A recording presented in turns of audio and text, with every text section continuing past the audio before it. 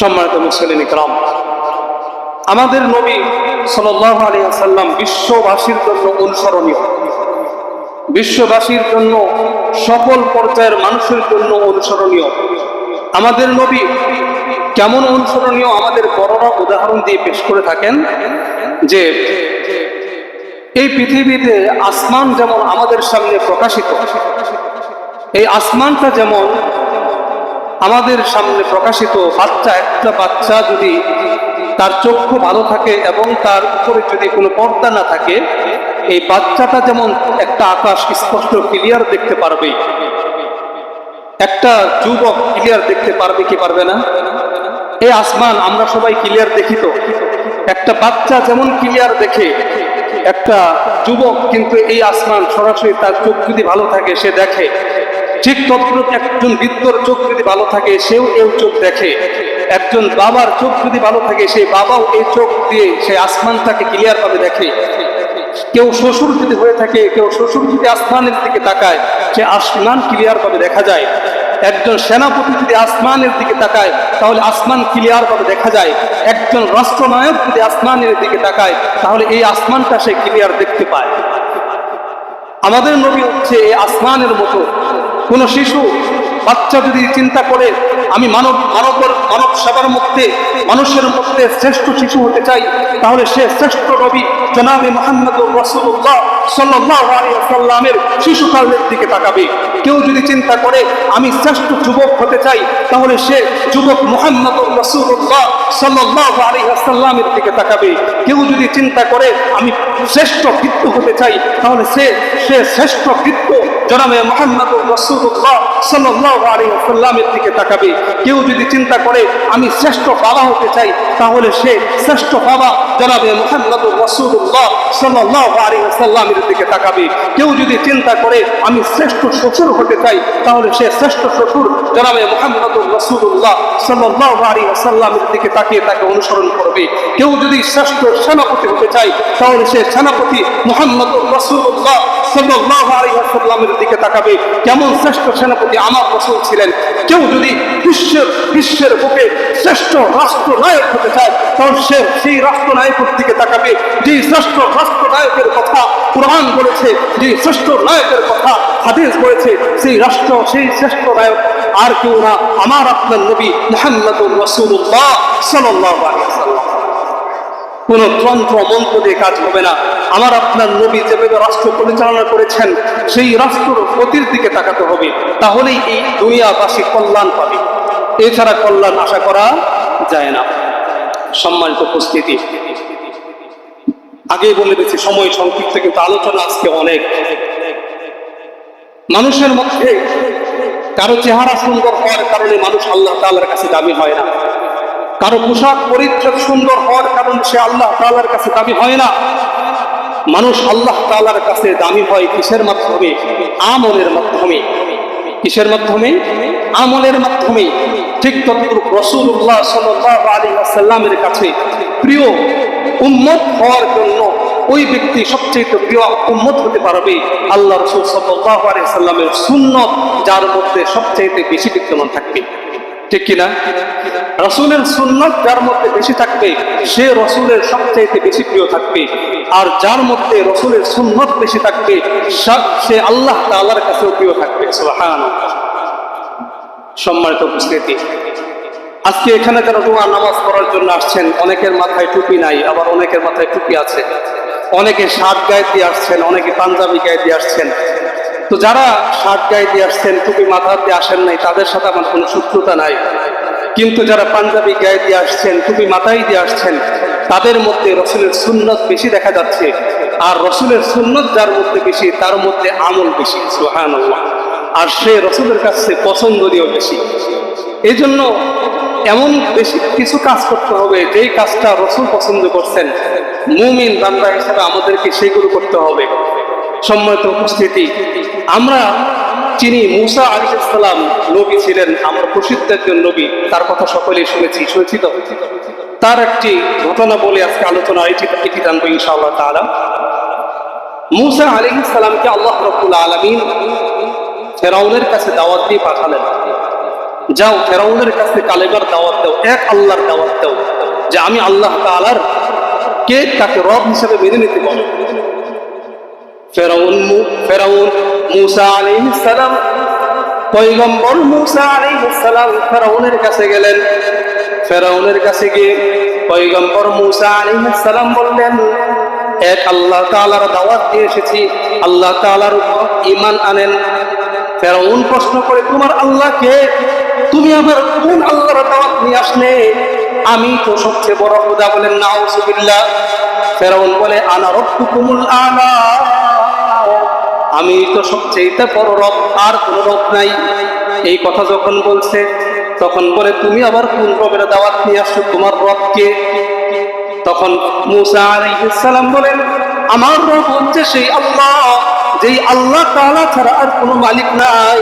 আমার আল্লাহ হচ্ছে লা ইলাহা ইল্লাল্লাহ, লা ইলাহা ইল্লাল্লাহ। আমার মালিক হচ্ছে সেই মালিক, যে মালিক ছাড়া আর কোনো মালিক নাই। আমাদের আর কোনো মালিক আছে?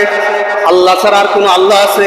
আমাদের আল্লাহ একজন। ডাকতে বলেন সেই আল্লাহ, আবার বলেন আল্লাহ।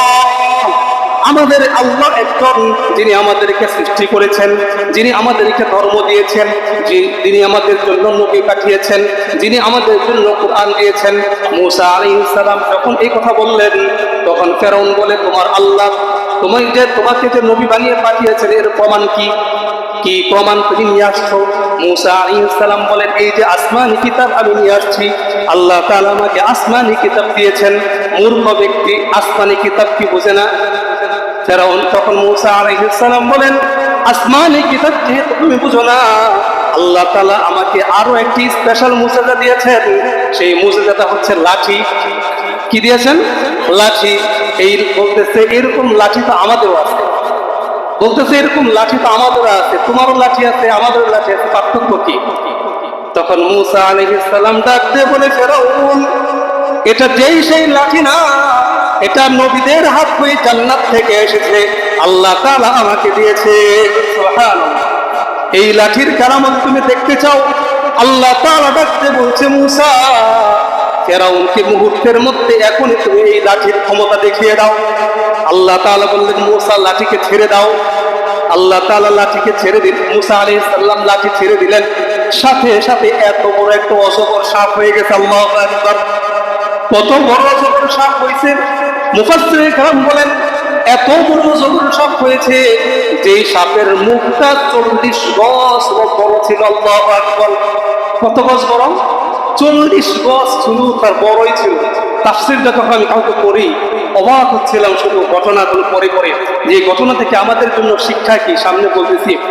যে দেখেন, মূসা আলাইহিস সালামকে অনুসরণ করার কারণে তখনকার যুগে জাদুকরদেরকে আল্লাহ তাআলা যে সম্মান দিয়েছেন, আমাদেরকে আল্লাহ তাআলা কেমন সম্মান দিবেন সামনে বলতেছি। তো যখন মূসা আলাইহিস সালাম ফেরাউনের সামনে এরকম ভাবে লাঠিকে প্রকাশ করলেন, সাপ হয়ে গেল, ফেরাউন তো ভয় পেয়ে গেছে। ভয় পেয়ে তো পুরাই অস্থির। এমন ভয় পাইছে, ভয় পেয়ে লাফ দিয়ে একদম উপরে উঠে গেছে। জাদুকর যারা আছে সবাই ভয় পেয়ে গেছে। শুধু জাদুকর না, স্বয়ং মূসা নবী তিনিও ভয় পেয়ে গেছে। স্বভাবগত সুলভ মানুষ হিসেবে ভয় পাওয়াটা স্বাভাবিক। এত বড় একটা সাপ দেখছে। মূসা আলাইহিস সালাম যখন ভয় পেলেন, ভয় পেয়ে গেলেন, আল্লাহ তাআলা ডাক দিয়ে বললেন, মূসা, তুমি ভয় পাও কেন? তোমার তো ভয় পাওয়ার কোনো কারণ নাই। তুমি এই সাপের লেজটা ধরো, আমি আল্লাহ তাআলা আবার এটাকে লাঠি বানাই দেব। সুবহানাল্লাহ। মূসা আলাইহিস সালাম আল্লাহ তাআলার নাম নিয়ে আবার সেই সাপের লেজের মধ্যে পড়লেন, সাপটা সাথে সাথে লাঠি হয়ে গেল। এই দৃশ্যটা যখন দেখেছে, ফেরাউন ডাকতে বলে, কাফের তো। ফেরাউন ডাকতে বলে, তুমি যে কত বড় জাদুকর, অভিজ্ঞ সম্পন্ন জাদুকর, তুমি মিশরে জাদুকর শিক্ষা নিয়ে, তুমি জাদুবিদ্যা শিক্ষা গ্রহণ করে মিশরে এসেছো, তোমার সাথে আমার কোনো কথা নাই। জাদুকরের সাথে জাদুকরদের কি যে কথা হবে? আল্লাহ হয়। যখন এই কথা বললেন যে জাদুকরের সাথে জাদুকর দিয়ে লড়াই হবে, আমার সাথে তোমার কোনো কথা নাই। আসলে কি সম্মানিত উপস্থিতি কেরাম, আল্লাহ রাব্বুল আলামিন যুগ বুঝে, যে যুগের জন্য যে বিষয়টা বেশি প্রভাবশীল ছিল, যেটা বেশি প্রভাব প্রযোজ্য ছিল, আল্লাহ তাআলা ওই নবীকে ওই বিষয়ের বোঝাটা দান করতেন। যেমন ঈসা আলাইহিস সালামকে আল্লাহ তাআলা মুজিজা দান করেছিলেন, যে ঈসা আলাইহিস সালামের যুগে, তৎকালীন যুগে চিকিৎসা বিজ্ঞানের প্রভাব সবচেয়ে বেশি ছিল, যার কারণে আল্লাহ তাআলা ঈসা আলাইহিস সালামকে চিকিৎসা বিজ্ঞানে এমন পারদর্শী বানালেন যে ঈসা আলাইহিস সালাম কোন চক্ষু অন্ধ, চক্ষু বিশিষ্ট রোগীর চোখে হাত দিলে চোখ ভালো হয়ে যেত। সুবহানাল্লাহ। কোন কুষ্ঠ রোগীর গায়ে হাত দিলে, অর্থাৎ ঘা হয়ে গেছে, সাদা চামড়া কিছু রোগী আছে না, তাদেরকে বলা হয় কুষ্ঠ রোগী। এই কুষ্ঠ রোগীদের গায়ে হাত দিলে, ঈসা আলাইহিস সালাম হাত দিলে সেই কুষ্ঠ রোগী একদম সম্পূর্ণ ভালো হয়ে যেত। সুবহানাল্লাহ। শুধু তাই না, ঈসা আলাইহিস সালাম যদি কোনো মৃত ব্যক্তির কবরের কাছে গিয়ে ডাক দিতেন, কুম বিইজনিল্লাহ, আল্লাহ তাআলার আদেশে দাঁড়িয়ে যাও, আল্লাহ তাআলার হুকুমে মৃত ব্যক্তি দাঁড়িয়ে কথা বলতেন। আল্লাহু আকবার। এই মুজিজাগুলো আল্লাহ তাআলা তখন ঈসা আলাইহিস সালামকে দিয়েছিলেন। তো মুসা আলাইহিস সালামের যুগে মুজিজা ছিল, জাদুর প্রভাব বেশি ছিল, যার কারণে আল্লাহ তাআলা মুসা আলাইহিস সালামকে জাদুর বিদ্যা শিক্ষা দিয়েছিলেন, লাঠির মুজিজা দান করেছিলেন। আমাদের নবীর সময় সবচেয়ে বেশি যে বিষয়গুলোর প্রভাব ছিল, তদানীন্তনকালে আল্লাহ তাআলা আমাদের নবীর মাধ্যমে সবচেয়ে বড় যে মুজিজা প্রকাশ করেছেন। আজ পর্যন্ত বিজ্ঞানীরা যত উন্নত হবে, আমাদের যুগে বিজ্ঞান সবচেয়ে বেশি, বিজ্ঞান যত উন্নত হবে, রসুলের কারামত, রসুলের মুজিজা তত বেশি প্রকাশিত হবে। সুবহানাল্লাহ। কিভাবে? বিজ্ঞান আসমানের যত উপরে যাবে, চাঁদে গেছে, সেখানে রসুলের মুজিজা আছে না নাই? চাঁদে যাওয়ার পর বিজ্ঞান দেখে চাঁদ দ্বিখণ্ডিত করা। আল্লাহু আকবার। এটা কিভাবে? গবেষণা করে দেখে এটা 1450 বছর আগে, 1500 বছর আগে রাসূলুল্লাহ সাল্লাল্লাহু আলাইহি ওয়াসাল্লামের হাতের ইশারায় সেই চাঁদ দ্বিখণ্ডিত হয়েছে। সুবহানাল্লাহ। শুধু তাই নয়, আমাদের রাসূলকে আল্লাহ রাব্বুল আলামিন তদানীন্তনকালে যে বিষয়টা সবচেয়ে বেশি গ্রহণযোগ্যতা ছিল, আরবি ভাষা, আরবি সাহিত্যিক, সেই আরবি সাহিত্যিকের মধ্যে কোরআনকে আল্লাহ তাআলা দান করেছেন। সুবহানাল্লাহ। কোরআনকে আল্লাহ তাআলা এমন মুজিজা হিসেবে দান করেছেন, আল্লাহ তাআলা দিয়ে বলছেন, লা রাইবা ফি যালিকাল কিতাবু লা রাইবা ফি, এটা এমন একটি কিতাব যার মধ্যে কোনো সন্দেহ নাই। সুবহানাল্লাহ। কোরআনের একটি আয়াত যারা সন্দেহ প্রকাশ করবে, তারা কি কখনো মুসলমান থাকবে? কখনো মুসলমান থাকতে পারবে? কেউ মুসলমান থাকতে পারবে না যদি কোরআনের একটি আয়াতকে, একটি শব্দকে অস্বীকার করে। এই জন্য আল্লাহ তাআলা বলেই দিয়েছেন, যালিকাল কিতাবু লা রাইবা ফি, এটা এমন একটি কিতাব যে কিতাবের কোনো সন্দেহ নাই, ভুল নাই। সুবহানাল্লাহ। তো মুসা আলাইহিস সালামের যুগে আল্লাহ তাআলা মুসা আলাইহিস সালামকে জাদুবিদ্যা শিক্ষা দিলেন, আর ফেরাউন বললেন, জাদুকরদের সাথে জাদু করে খেলা হবে, আমার সাথে কোনো কথা নাই। তো মুসা আলাইহিস সালাম রাজি হলেন, ঠিক আছে, আমি আপনার কথায় রাজি, আমি জাদুকরদের সাথে খেলতে রাজি আছি। খেলার আয়োজন করা হলো। মুসা আলাইহিস সালাম রাজি হয়েছেন এই জন্য, কারণ জাদু খেলা দেখতে দেশ থেকে, বিভিন্ন পুরো দেশ থেকে অনেক লোক আসবে, একসাথে সবাইকে কালেমার দাওয়াত দেওয়া যাবে। সুবহানাল্লাহ। সবাই জাদুবিদ্যা দেখে, কোরআনের মুজিজা দেখে, ইসলামের মুজিজা দেখে সবাই ইসলাম ধর্ম গ্রহণ করবে, কালেমার দাওয়াত গ্রহণ করবে। তার ইচ্ছা হচ্ছে এটা, তিনি অন্য কোনো ইচ্ছা না। তিনি যখন এটা চিন্তা করলেন, তখন রাজি হয়ে গেছেন। তখন মুসা আলাইহিস সালামকে ফেরাউন বলতেছেন, ঠিক আছে, খেলার তো কিছু নিয়ম আছে। বর্তমান যুগে যেমন খেলাধুলা করলে, বাংলাদেশ দল খেলাধুলা করে, ক্রিকেট যারা খেলে জানেন, দেখেন, তারা জানেন একটা ড্রেস আছে। কি আছে? একটা এক কালারের ড্রেস আছে। এটাকে কি বলে? জার্সি। এক কালারে কি জার্সি আছে। এই তখন ফেরাউন বলল যে সব জাদুকরদের জার্সি দিব, জাদুকরদের যে জার্সি, তোমাকেও সেই জার্সি পরতে হবে। মুসা আলাইহিস সালাম বললেন, না, আমি তো সেই জার্সি পরবো না, কারণ আমি যে পোশাক পরে আছি সেই পোশাকটা হচ্ছে লিবাসুত তাকওয়া, এটা নবীদের পোশাক, জান্নাত হয়ে এটা এসেছে। জিবরাইল আমিন আলাইহিস সালাম এই পোশাক পরে আমার সামনে আসে, আমি এই পোশাক পরেই খেলবো। তোমরা আমার সাথে খেললে খেলো, না খেলে নাই, আমি তোমাদের সাথে খেলবো না। যখন দেখলেন মুসা আলাইহিস সালাম এই কথা বললেন, তখন ফেরাউন বলল, ঠিক আছে, তাহলে তোমার পোশাকের অনুরূপ জাদুকরদেরকে পোশাক পরানো হোক। সুবহানাল্লাহ। যখন সুন্নতি পোশাক, নবীর পোশাক জাদুকরদেরকে পরানো হলো, পোশাকের একটা প্রভাব আছে। পোশাকের কি আছে? প্রভাব আছে। আপনারা দেখবেন, এই বাংলার জমিনে আপনাদের সকলকে প্রশ্ন করি, প্রিয় মুসলিম ইকরাম, পোশাকের যে একটা প্রভাব আছে, স্পষ্ট প্রমাণ। আপনারা একটা উত্তর দেন, আপনাদের জীবনে কখনো পাগড়ি মাথায় দেওয়া, পাঞ্জাবি গায়ে দেওয়া, হ্যাঁ, এরকম ভাবে সুন্নতি পোশাক পরে কাউকে দাঁড়িয়ে প্রস্তাব করতে দেখছেন? কিন্তু আমার সাথে সবাই হয়তো একমত হবেন, খুব ট্রাই করে জিন্সের প্যান্ট পরে সুন্দর লেভেলধারী উকিল টাইপের মানুষরা পর্যন্ত, শিক্ষিত শ্রেণীর মানুষ দাঁড়িয়ে কাজ সারে কি সারে না? সারে। তাহলে পোশাকের প্রভাব আছে না নাই? পোশাকের প্রভাব আছে।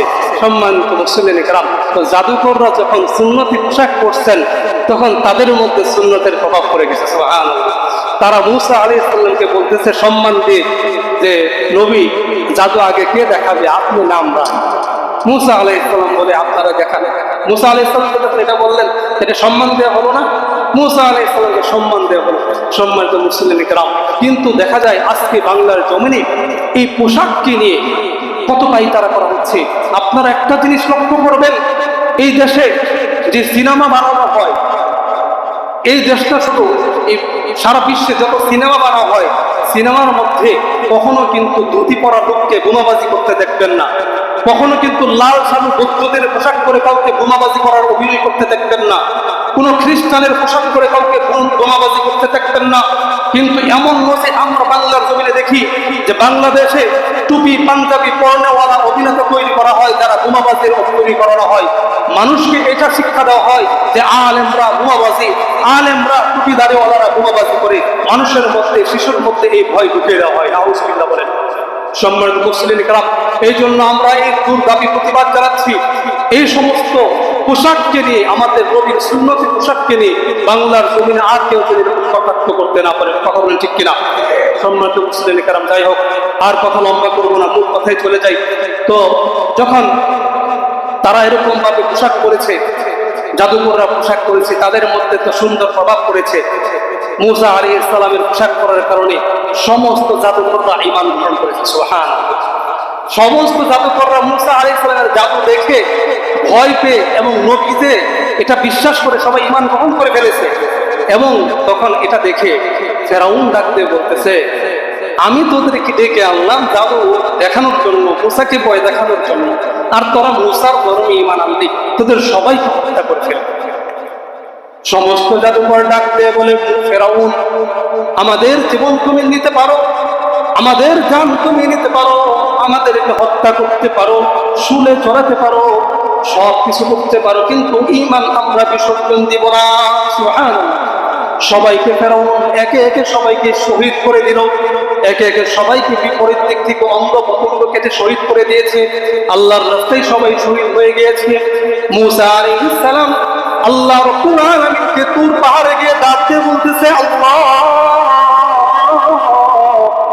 ফেরাউনের কাছে আপনি আমাকে পাঠালেন কালেমার দাওয়াতে তাকে হেদায়েত করার জন্য, কিন্তু আপনি ফেরাউনকে আপনি কবুল করলেন না, আপনি জাদুকরদেরকে কবুল করলেন, কারণ তো বুঝলাম না।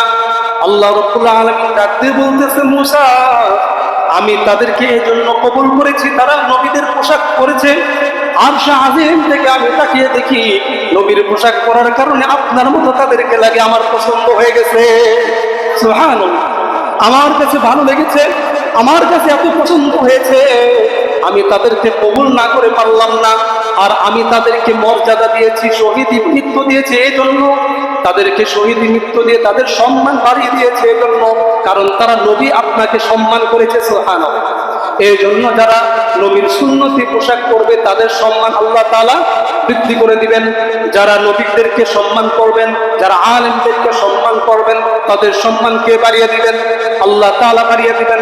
সম্মানিত উপস্থিতি, বর্তমান যুগে অনেক মানুষ আছে যারা বলে থাকে টুপি পরেই নামাজ পড়তে হবে, এমন কোনো বিষয় না। পাঞ্জাবি পরেই নামাজ পড়তে হবে, এগুলো কোনো বিষয় না, এগুলো সাধারণ বিষয়। যারা এই সমস্ত কথা বলে আপনারা লক্ষ্য করবেন তারা নামদারি মুসলমান, তারা ইহুদিদের দালাল। কারণ আল্লাহর নবী, বিশ্ব নবী জনাব মুহাম্মদুর রাসূলুল্লাহ সাল্লাল্লাহু আলাইহি ওয়াসাল্লামের একটি সুন্নাত যার মধ্যে বেশি থাকবে তাকে আল্লাহ তাআলা বেশি ভালোবাসেন। সুবহানাল্লাহ। কারণ মুফাসসির کرام মূসা আলাইহিস সালামের এই ঘটনার মধ্যে তাফসীরের মধ্যে লেখেন যে মূসা আলাইহিস সালাম হচ্ছে কালিমুল্লাহ নবী। কি নবী? কালিমুল্লাহ নবী, যিনি আল্লাহ তাআলার সাথে কথা বলেন। আর আমাদের নবী হচ্ছে হাবিবুল্লাহ নবী। সুবহানাল্লাহ। যাকে আল্লাহ তাআলা নিজে ভালোবাসেন। সুবহানাল্লাহ। তাহলে আমাদের নবীর দাম বেশি না কম? কত বেশি? দুনিয়ার সকল নবীর চাইতে আমার আপনার নবীর দাম বেশি। সুবহানাল্লাহ। এজন্য মুসা আলাইহিস সালামের অনুসরণ জাদুকররা করার কারণে তাদেরকে আল্লাহ তাআলা যদি সম্মান বাড়িয়ে দেন, তাদেরকে যদি আল্লাহ তাআলা শাহাদাতের মর্যাদা দান করেন, আমার আপনার নবীর একটা সুন্নাত যদি আমরা জিন্দা করতে পারি, তাহলে আল্লাহ নবী আমাদেরকে ভালোবাসবেন, আল্লাহ তাআলা আমাদেরকে বেশি ভালোবাসবেন। ঠিক কিনা? আল্লাহ তাআলা ডাকতে বলছেন, কুল ইন কুনতুম তুহিব্বুনাল্লাহ, কুল ইন কুনতুম তুহিব্বুনাল্লাহ ফাত্তাবিউনি ইউহিব্বুকুমুল্লাহ। হে নবী, আপনি তাদেরকে বলে দেন, তোমরা যদি আমি আল্লাহ তাআলার ভালোবাসা পেতে চাও, তাহলে তোমরা আমি নবীর অনুসরণ করো। সুবহানাল্লাহ। নবীকে যারা অনুসরণ করবে, আল্লাহ তাআলা বলছেন আমি তাদেরকে ভালোবাসবো। শুধু ভালোই বাসবো না, আল্লাহ তাআলা আয়াতের পরের অংশে বলছেন, ওয়ায়াগফির লাকুম যুনুবাকুম জামিআ, আমি তাদের জীবনের সমস্ত গুনাহ খাতাগুলোকে মাফ করে দিব। সুবহানাল্লাহ। আল্লাহ তাআলা বলছেন, আল্লাহু গফুরুর রহিম, কারণ আমি আল্লাহ তাআলা ক্ষমাশীল দয়াবান আল্লাহ। এজন্য যারা নবীকে অনুসরণ করবে, আল্লাহ তাআলা বলছেন আমি তাদেরকে ভালোবাসবো এবং তাদের গুনাহ খাতাকে আমি আল্লাহ তাআলা মাফ করে দিব। সুবহানাল্লাহ। আজকে আমরা নবীকে ভালোবাসি না, নবীকে অনুসরণ করি না। নবীকে অনুসরণ করলে আজকে আমরা নবীর মতো করে চুল কাটতাম, নবীকে অনুসরণ করলে নবীর মতো পোশাক পরতাম, নবীকে অনুসরণ করলে নবীর মতো করে দাড়ি রাখতাম। আজকে দেখা যায় আমরা অনুসরণ করি বাইরের দেশের রাষ্ট্রের খেলোয়াড়দেরকে, আমরা অনুসরণ করি বিভিন্ন বিজনেসম্যানদেরকে, আমরা অনুসরণ করি বিভিন্ন নায়কদেরকে, যার কারণে আল্লাহ রাসূল সাল্লাল্লাহু আলাইহি ওয়াসাল্লাম বলেছেন, আল মারউ মা'a মান আহাব্বা। হে আমার উম্মতেরা, শুনে রাখো, কাল কিয়ামতের ময়দানে ওই ব্যক্তির হাসর তার সাথেই হবে যে দুনিয়াতে যাকে সে মহব্বত করেছে। আপনি যাকে অনুসরণ করে দুনিয়াতে জীবন কাটাবেন, আল্লাহর নবী বলছেন কাল কিয়ামতের ময়দানে তার হাসরটা তার সাথেই হবে। নাউযুবিল্লাহ বলেন। তাহলে কিয়ামতের ময়দানে কোন ইহুদি খ্রিস্টানদের সাথে আমাদের অবস্থান হোক, বসবাস হোক, এটাকে আপনারা চান? আমরা কেউ চাই না। সম্মানিত উপস্থিতি, শেষ কথা বলে শেষ করে দেব। হযরত মুআজ রাদিয়াল্লাহু তাআলা আনহু কথা আল্লাহ রাসূল সাল্লাল্লাহু আলাইহি ওয়াসাল্লাম বলেছেন যে আমি যে আয়াতে কারিমা তেলাওয়াত করেছি, লাকাদ কানা লাকুম ফি রাসূলিল্লাহি উসওয়াতুন হাসানাহ, আল্লাহ তাআলা বলেছেন অবশ্যই অবশ্যই রাসূলের মধ্যে তোমাদের জন্য উত্তম আদর্শ রয়েছে। সুবহানাল্লাহ। রাসূলের মধ্যে আমাদের জন্য উত্তম আদর্শ রয়েছে, আর কারো মধ্যে আমাদের জন্য উত্তম আদর্শ না। সেই লেলিন কালমাস যারা আছে, গায়ক নায়িকা, তাদের মধ্যে আমাদের জন্য উত্তম আদর্শ না। আমাদের জন্য উত্তম আদর্শের একজন আইডল আছে, তার নাম কি? সবাই বলেন, তার নাম কি? আপনারা নবীর নাম জানেন না? জুলে বলেন। নবীর নাম যদি বলতে না আবার বের হয়, মৃত্যুর সময় কি কালিমা নসিব হবে? এই জন্য নবীকে মহব্বত করতে হবে। সম্মানিত উপস্থিতি کرام, এই জন্য বলেন মুহাম্মদ সাল্লাল্লাহু আলাইহি ওয়াসাল্লাম। নবীর নাম বললে দুরূদ পড়তে হয়। কি পড়তে হয়? দুরূদ পড়তে হয়। সাল্লাল্লাহু আলাইহি ওয়াসাল্লাম এটা পড়তে হয়। কোন মজলিসে যদি নবীর নাম প্রথম শুনে থাকে কেউ, তাহলে একবার দুরূদ বলা ওয়াজিব, আর পরে যতবার আসবে ততবার বলা মুস্তাহাব। না বললেও সমস্যা নেই, কিন্তু একবার বলতেই হবে। কেউ যদি ইচ্ছাকৃতভাবে নবীর দুরূদ না বলে, তাহলে সে কাফের হয়ে যাবে, নবীকে যদি কি কটাক্ষ করে থাকে। অনেক সেনসিটিভ বিষয়। এই জন্য সম্মানিত মুসলিম کرام, যে কথা বলছিলাম যে মুআজ রাদিয়াল্লাহু তাআলা আনহু, এই আয়াতের ব্যাখ্যার মধ্যে আল্লাহ রাব্বুল বলেছেন যে একবার ইয়ামান থেকে কিছু লোক আসলো মুআজ রাদিয়াল্লাহু তাআলা আল্লাহ নবীর কাছে, এসে বললেন আমাদেরকে এমন একজন আমির দান করেন দেন, যে আমির আমাদেরকে প্রতিনিধিত্ব করবে, যে আমির আমাদের রাষ্ট্র চালাবে। তখন আল্লাহর নবী মুআজ রাদিয়াল্লাহু তাআলা আনহুকে দিলেন অনেক বিস্তারিত কথা, সময় নিয়ে দেখে সংক্ষিপ্ত করতে হচ্ছে। মুআজ রাদিয়াল্লাহু তাআলা আনহু 3 গুণের অধিকারী, একা একটা মানুষ, বিচারক এবং সংসদ সদস্য প্রার্থী এবং পুরো রাষ্ট্র চালানোর ক্ষমতা রাখেন। সুবহানাল্লাহ। একাই 3 জনের দায়িত্ব পালন করতে পারেন, এমন একজন ব্যক্তিকে দিলেন। কিন্তু মুআজ রাদিয়াল্লাহু তাআলা আনহু যখন চলে যাবে, আল্লাহর রাসূলের বুক ফেটে যাচ্ছে। জিবরাইল আমিন আলাইহিস সালাম আল্লাহর রাসূলের কাছে এসে বললেন, হে আল্লাহর রাসূল, আপনার সাথে মুআজের আর কখনো দেখা হবে না। মুআজ থাকবে ইয়ামানে, আপনি থাকবেন মদিনায়। আপনি মারা যাবেন, মুআজ আপনাকে দেখতে পারবে না।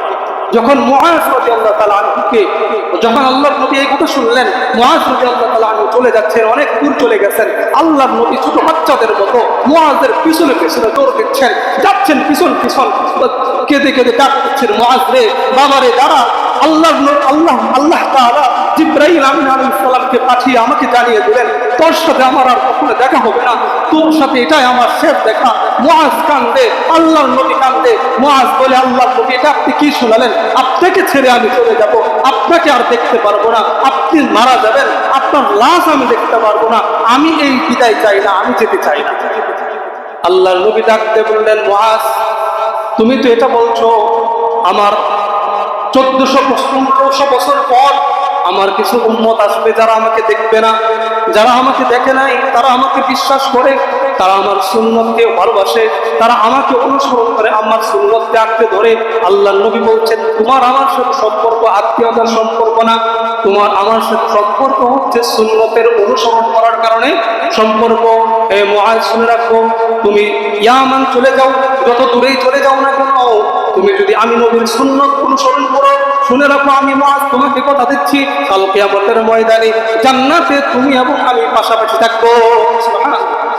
মুআজ রাদিয়াল্লাহু তাআলা যখন এই কথা শুনলেন তিনি সান্ত্বনা পেয়ে গেলেন, তিনি এখন কাঁদেন না।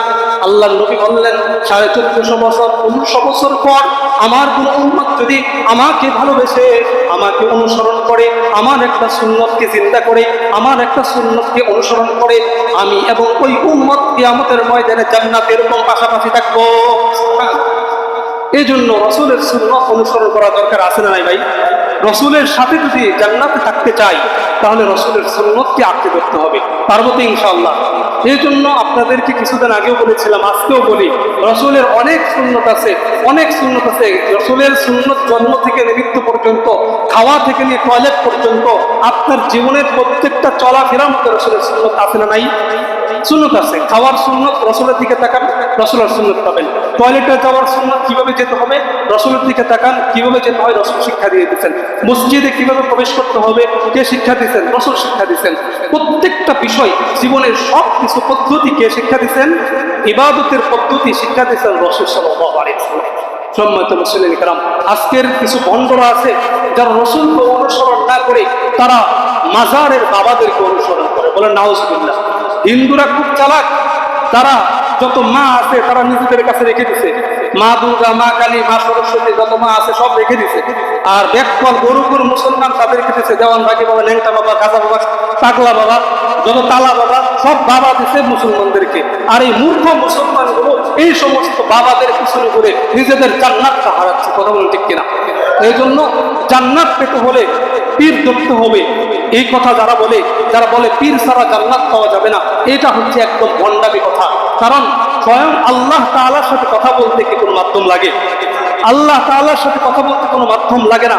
তবে আপনি পীর কিছু আছে হক্কানি আলেমদেরকে ধরতে পারেন, তাদের কাছ থেকে আপনি পরামর্শ নিতে পারেন, ইবাদতের পদ্ধতি জানতে পারেন, কিভাবে ইবাদত করলে আমি আল্লাহ পর্যন্ত পৌঁছাইতে পারি।